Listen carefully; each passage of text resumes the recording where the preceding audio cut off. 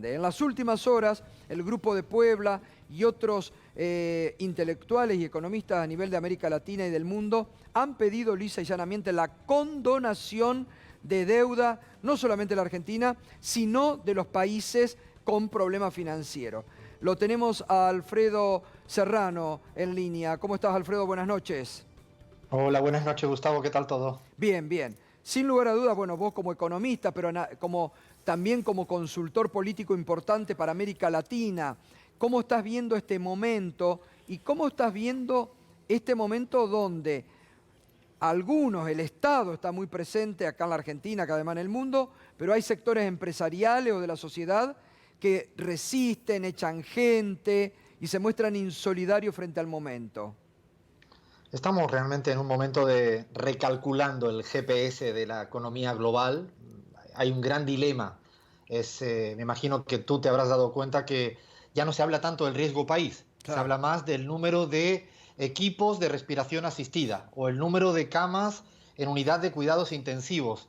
Se ha cambiado un poco el foco de atención de los grandes medios de comunicación, de los estados, de la ciudadanía en general, que se da cuenta que la economía real, la que le toca, en este caso el tema de la salud pública, era un centro de gravedad pues olvidado, ¿no? en el mundo, y creo que es un momento importante para que se abran un conjunto de discusiones globales como esta que hemos iniciado, como bien decías, desde el grupo CELAC, avalada por muchos expresidentes y grandes periodistas, políticos, intelectuales. Ya tenemos 8 países de bancadas parlamentarias que se han sumado a esta iniciativa, que en última instancia creo que está acorde a los nuevos tiempos. Surge una contingencia en la cual hay un gran consenso, y es que el neoliberalismo no sirve, ya no vale para afrontar lo que le preocupa a la gente. Incluso organismos internacionales, regionales, que no están en la discusión real de lo que le pasa a la gente, ni Grupo de Lima, ni la OEA, esto no, y hay estados, como el caso del argentino, que están dando ejemplos no solo para la Argentina, sino desde España. Hablo permanentemente con la gente allá y me preguntan por qué se están haciendo bien las cosas en los tiempos, en una política económica muy cercana a la gente, y hoy en día es el momento también de hacer el verdadero test, no solo el del coronavirus, sino el test para los grandes liderazgos, ver quién está a la altura, como está pasando acá, o ver otros que no están a ese nivel, como el caso boliviano, el caso ecuatoriano. El caso ecuatoriano realmente es muy preocupante, y hoy en día ese dilema falso entre economía y vida no están de la mano, y creo que hay que empezar a pensar hacia adelante qué va a pasar, porque el mundo que se nos viene será otro cuando salgamos y superemos seguramente esta pandemia. Ahora, Alfredo, en este marco de análisis que es muy bueno que nos estás dando, justamente los países que más han defendido, digamos, el capitalismo salvaje, por decirlo, y los que se negaban a admitir el avance y la peligrosidad del coronavirus, como Estados Unidos, Gran Bretaña de Boris Johnson o Bolsonaro, son los países que hoy están, bueno, Bolsonaro todavía no, tiene muchos muertos, pero todavía no, pero están recalculando y empezando a tomar medidas como se ha tomado aquí en la Argentina desde un primer momento, ¿no? Es que se cayeron casi todos los mitos de la racionalidad neoliberal en lo económico y fuera de lo económico. Esto que venía escuchando en el programa me llama poderosamente la atención, que la misma gente que hace 4 años en la Argentina hablaba de mirar al mundo, hoy en día no miran al mundo. El mundo está justamente consensuando que necesitan un Estado más proactivo, más cerca de la economía real, donde la sanidad no puede estar subordinada de ninguna de las maneras a ningún índice de riesgo país, ni nada que se les parezca. Realmente estamos en un momento donde se van a tomar decisiones. Yo creo que esto recién empieza.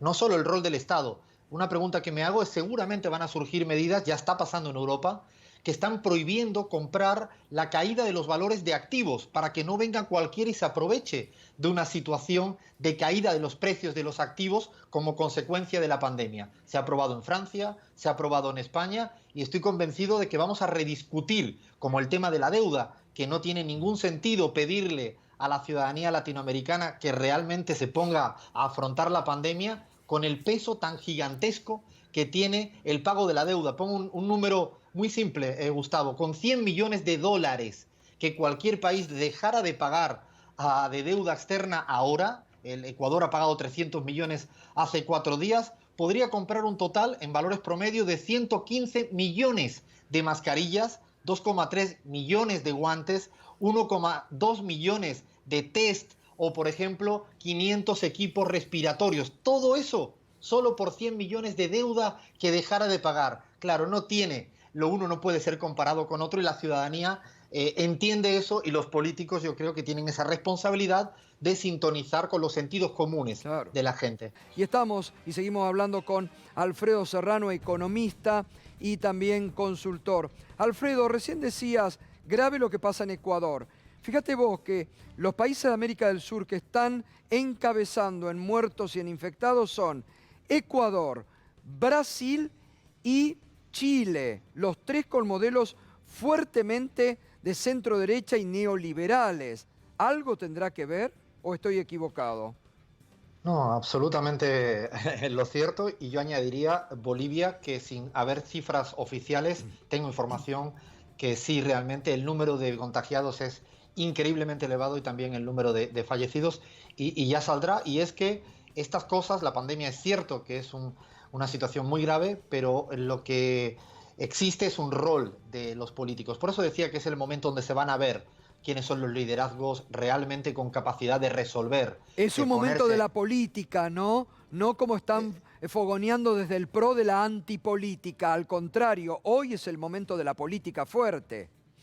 Es el momento de la política y de hecho de los buenos políticos, y hoy en día se ve en el mundo quién te deja una tranquilidad. Lo hablaba con algún político de alto nivel en España ayer, y lo tranquilo que dejaba la puesta en escena, no, la comunicación, el contenido de este domingo Alberto Fernández, y la intranquilidad que da en la región y en el mundo a veces otros políticos que no están realmente a la altura, porque el Estado hoy en día es un instrumento, es una herramienta gigantesca, no se tienen otras.